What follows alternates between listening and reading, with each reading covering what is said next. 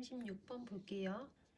정책을 평가를 할 때 사람들은 그 다음에 concentrate on이 어디 어디에 집중하다 라는 뜻이잖아요. 걔의 목적어 역할을 하는 부분이 여기인 거야. 우리가 큰 문장 안에 의문사절이 조그맣게 들어가면 간접 의문문 어순 따른다고 했던 거 기억나죠?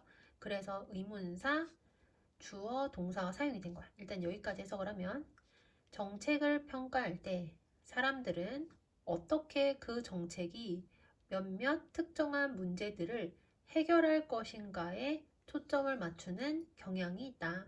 끊고 뭐 하는 동안에 그것이 가질지도 모르는 다른 영향들에 대해 ignore, 무시를 하거나 또는 경시를 하는 동안에 얘를 사실은 동안에라고 해석하면 조금 어색하거든. 어쨌든 동안에는 동시동작을 나타내니까 이거 하면서라고 해석을 해도 되는 거야. 다시 해석을 해볼게요.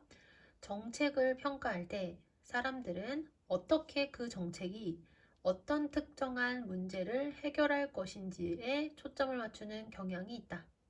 그것이 가질지도 모르는 다른 영향을 무시하거나 또는 경시하면서, 경시한다는 건 가볍게 여기다라는 뜻이거든.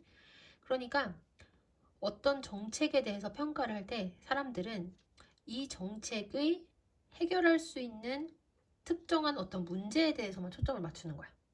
그래서 이 문제를 이 정책이 해결할 수 있을 것이냐 없을 것이냐 그것만 생각을 하고 이 정책 때문에 생겨나게 될 다른 영향에 대해서는 그다지 생각을 하지 않는다는 얘기야. 경제학자들은 종종 그냥 refer to A as B 하면은 A를 B라고 부르다 이렇게 해석이 되거든요.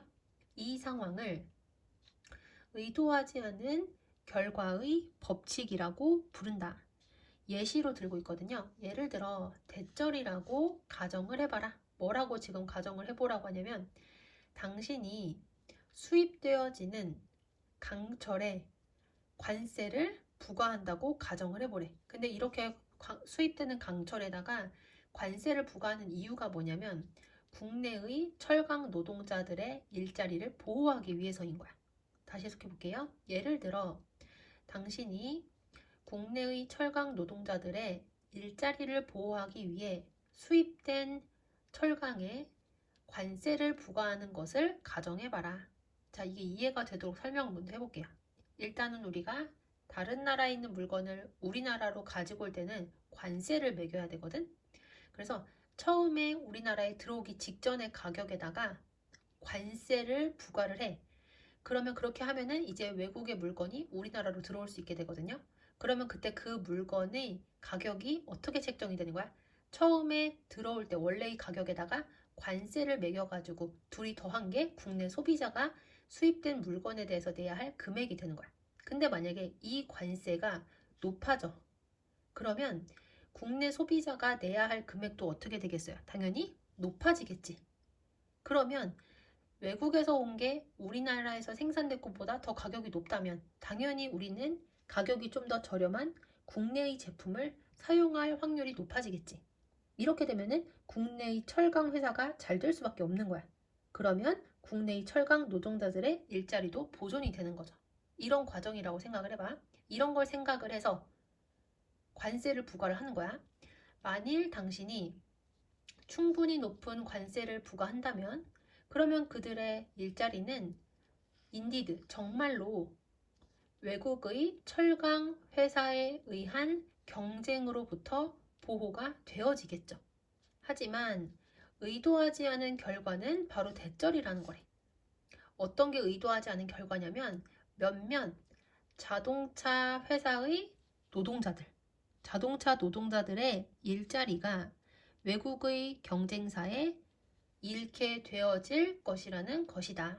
여기까지 됐지? 자, 조금 더 자연스럽게 해석해보면 그러나 의도하지 않은 결과는 몇몇 자동차 노동자들의 일자리가 외국의 경쟁 업체에 빼앗기게 될 것이라는 것이다. 여기까지 됐지? 여기서는 컴피티션이 경쟁이라고 해석이 됐고 여기에서는 경쟁 업체라고 해석이 됐어요. 둘 다 가능하다고 생각을 하면 돼. 그러면 어떻게 수입되어지는 철강의 가격을 관세를 높여가지고 높이 책정을 했다고 우리나라 국내의 자동차 업체의 직원들이 일자리를 잃게 되겠는가? 그거에 대한 이제 과정을 이제 우리한테 설명을 해줘야 되겠지. 왜 그런가? 철강 노동자들을 보호하는 이 관세는 당연히 철강의 가격을 높이겠죠.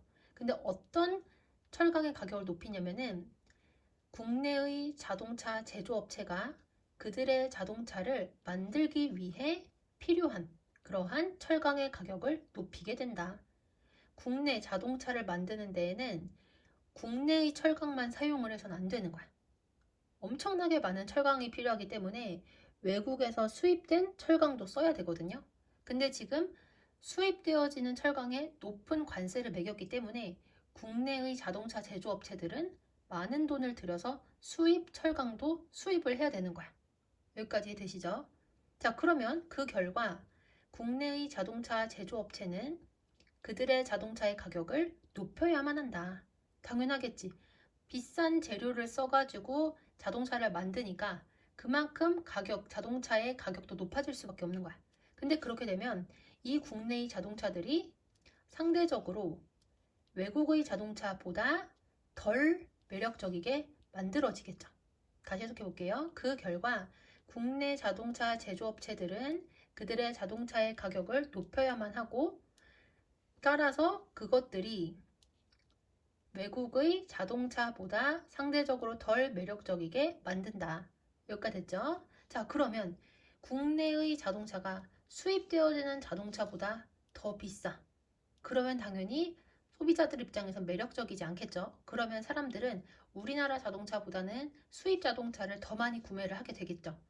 여기까지 되죠? 자, 그래서 계속 읽어보면 가격을 올리는 것은 국내의 자동차 판매를 감소시키는 경향이 있고 그래서 몇몇 국내의 자동차 제조업체들은 제조업체가 아니죠. 오토워커니까 이건 노동자들이네.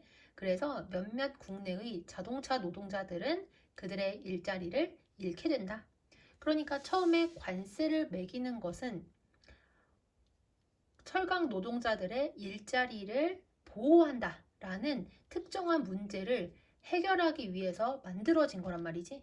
근데 이 법안이, 이 정책이 우리가 생각하지 않았었던 또 다른 문제나 영향을 일으킬 수도 있단 말이야. 그게 여기에서는 뭐였었던 거예요? 철강 노동자들의 일자리는 보호를 했지만 자동차 노동자들의 일자리는 잃게 될 수 있는 상황이 그거의 예란 얘기지.